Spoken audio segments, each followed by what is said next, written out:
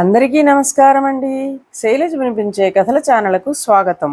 ఈరోజు మనం తిరుమల శ్రీ గారు రచించిన సాధువు వైద్యం అనే కథను విందాం. ఈ కథ ఫిబ్రవరి 2011 చందమామలో ప్రచురింపబడింది.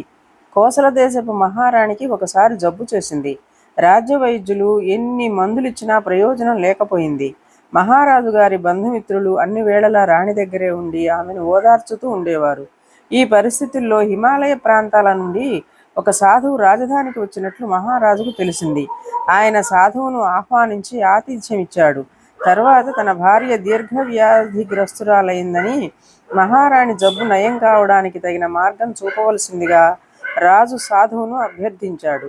సాధువు మహారాణిని పరీక్షించి రాజవైద్యులతో మాట్లాడాడు. వాళ్ళు రాణికి వాడిన మందులన్నీ పరీక్షించాడు. మందులలో ఏ లోపము లేదని గ్రహించాడు. తర్వాత కొంత ఆలోచించగా సాధువుకు రాణి జబ్బు తిరుగుముఖం పట్టకపోవడానికి మూల కారణమేమిటో అర్థమైంది. ఆయన మహారాజుతో, రాణికి స్వస్థత కలగకపోవడానికి కారణమేమిటో నాకు బోధపడింది. ఆమెకు వచ్చిన వ్యాధి చాలా విచిత్రమైనది. పాపాత్ముల గాలి సోకుతూ ఉండటం వల్ల ఆమెకు వ్యాధి తగ్గడం లేదు. అందువల్ల అటువంటి వాళ్ళు ఆమె దగ్గరకు వెళ్లకుండా ఉండేలా చూడండి. నేనిచ్చే మందులతో త్వరలోనే ఆమె వ్యాధి తగ్గి కోలుకుంటుంది అని చెప్పాడు. సాధువు మాటలకు రాజు ఆశ్చర్యపోయాడు.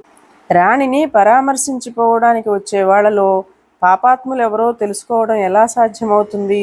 అయితే సాధువు రాజుతో చెప్పినది విన్న బంధుమిత్రులందరూ అప్పటి నుండి రాణి దగ్గరికి పోవడానికే భయపడ్డాడు.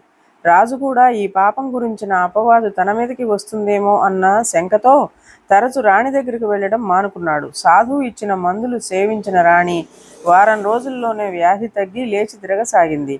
రాజు సాధువుకు తన కృతజ్ఞత తెలుపుకుని, స్వామి, నా ఆస్థానంలో ఎందరో ఘనవైద్యులున్నారు.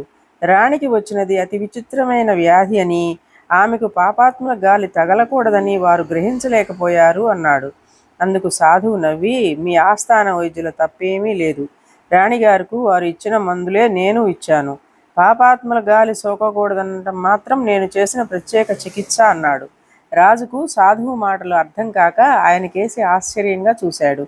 అప్పుడు సాధువు, మహారాజా, ఏ రోగికైనా మందులతో పాటు విశ్రాంతి కూడా అవసరం.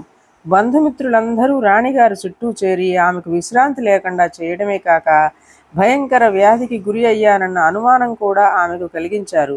అందుకే నేను మర్మంగా ఈ పాపాత్ముల గాలి సంగతి చెప్పడం జరిగింది. నిజానికి అలాంటిదేమీ లేదు అన్నాడు. ఈ పాపాత్ముల గాలి సోకకూడదన్నది తమ కల్పన అన్నమాట అన్నాడు రాజు. అవును, దానితో ఎవరికి వారు రాణికి ఏమైనా కీడు జరిగితే అందుకు తామే కారణం అనుకుంటారని ఆమె దాపులకు వెళ్ళడం మానేశారు. ఆ విధంగా రాణిగారికి విశ్రాంతి దొరికి నేనిచ్చిన మందులు పనిచేసినాయి.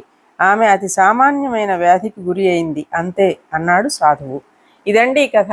ఈ కథ మీకు నచ్చినట్లయితే లైక్ చేయండి, షేర్ చేయండి, కామెంట్ చేయండి, సబ్స్క్రైబ్ చేసుకొని నన్ను ఎంకరేజ్ చేయండి. నమస్కారం అండి.